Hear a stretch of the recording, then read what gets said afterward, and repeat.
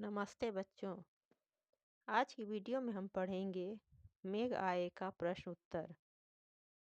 तो इसका पहला प्रश्न है कि बादलों के आने पर प्रकृति में जिन गतिशील क्रियाओं को कवि ने चित्रित किया है उन्हें लिखिए। तो बच्चों हमने कल की वीडियो में पढ़ा था कि बादल के आने पर जो है स्त्रियां, गांव की स्त्रियां बहुत ही खुश हो जाती हैं और नाचने गाने लगती हैं। घर के दरवाजे खुलने लगते हैं और तेज हवाएं चलने लगती हैं।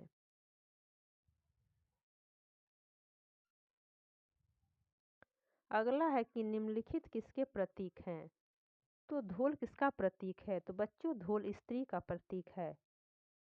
पेड़ पेड़ नगरवासी का प्रतीक है। नदी नदी स्त्री का प्रतीक है। लता मेघ रूपी नायक जो प्रतीक्षा नायिका करती है उसका प्रतीक है।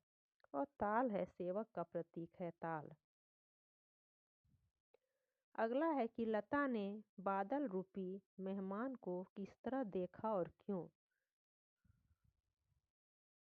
तो लता शब्द यहाँ आया है नायिका के लिए। तो नायिका ने बादल रूपी मेहमान को ठीक उसी प्रकार देखा जिसकी जैसे वह अपने प्रियतम की का इंतजार कर रही थी, जो वर्षों से उसके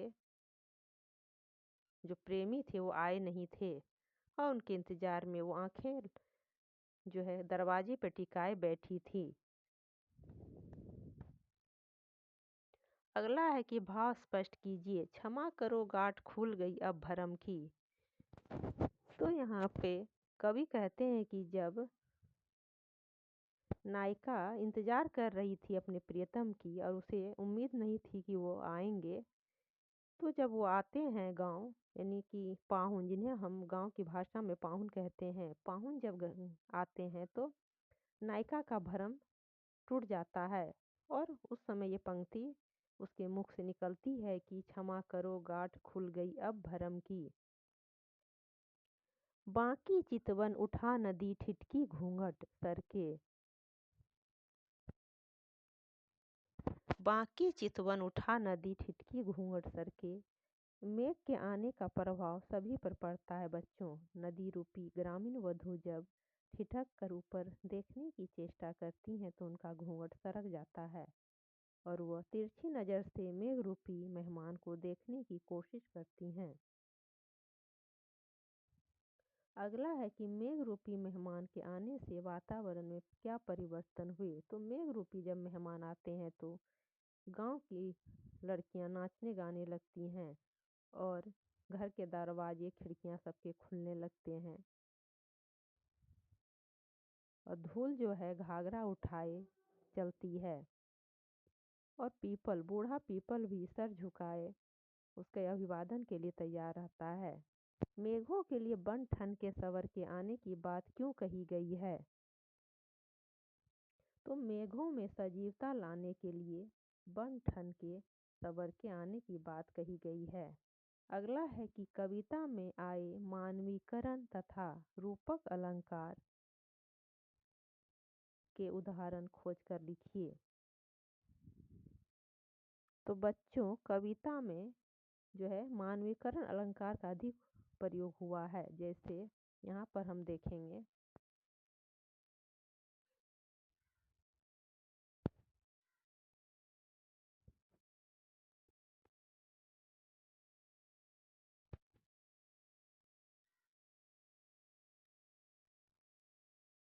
कि पेड़ झुक गए झांकने लगे गर्दन उचकाए, आंधी चली धूल भागी घाघरा उठाए, बाकी चितवन उठा नदी ठिठकी घूंघट सर के, मेघ आए बड़े बंठन के सवर के। बूढ़े पीपल ने आगे बढ़कर जुहार की, बरस बाद सूधी लिन्ही बोली, अकुलाई लता ओठों की वाड़ की, हर्षाया ताल लाया पानी परात भर के, मेघ आए बड़े बंठन के सवर के।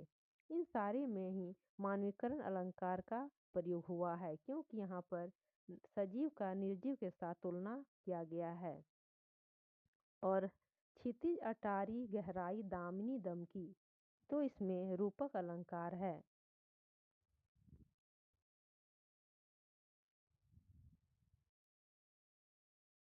अगला है कि कविता में जिन रीति रिवाजों का मार्मिक चित्रण हुआ है उनका वर्णन कीजिए। तो कविता में जब कवि कहते हैं कि जब हमारे यहाँ पाहुन आते हैं तो उनके स्वागत के लिए हम सभी तैयार रहते हैं। बूढ़े पीपल उनका अभिवादन करने के लिए, उनके पैर धोने के लिए परातों में पानी भर करके रखते हैं। लड़कियां और युवतियां घर की खिड़कियां खोल खोल करके उन्हें झांकती हैं और उन्हें देखने के लिए जब वो झांकती हैं तो उनके सर से घूंघट भी सरक जाता है और वे बहुत ही उत्साहित रहती हैं कि पाहुन आ रहे हैं, पता नहीं पाहुन कैसे होंगे।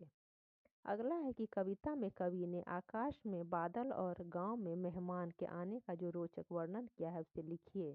तो कविता में कवि ने आकाश में बादल के जब आने से जो खुशी होती है कि काफ़ी दिनों के बाद जब बादल आता है तो युवतियाँ बहुत ही खुश होती हैं और नाचने गाने लगती हैं और पेड़ भी कभी सर झुका लेता है और कभी सिर उठा लेता है, अर्थात जब हवा चलने लगती है बादल के आने के समय तो हवा के कारण पेड़ कभी झुक जाती है और कभी सीधी हो जाती है। ठीक वही स्थिति मेहमान यानी दामाद के आने पर भी होता है कि जब दामाद घर में आने वाला होता है तो दामाद तो किसी एक घर में आता है लेकिन वो खुशी, वो उमंग, वो उल्लास पूरे गांव में छा जाती है। सभी दामाद के आने की तैयारी में जुट जाते हैं। अगला है कि काव्य सौंदर्य लिखिए। पाहुन ज्यों आए हो गांव में शहर के, मेघ आए बड़े बन ठन के सवर के। तो प्रस्तुत पंक्तियों में पाहुन अर्थात दामाद के रूप में प्रकृति का मानवीकरण हुआ है।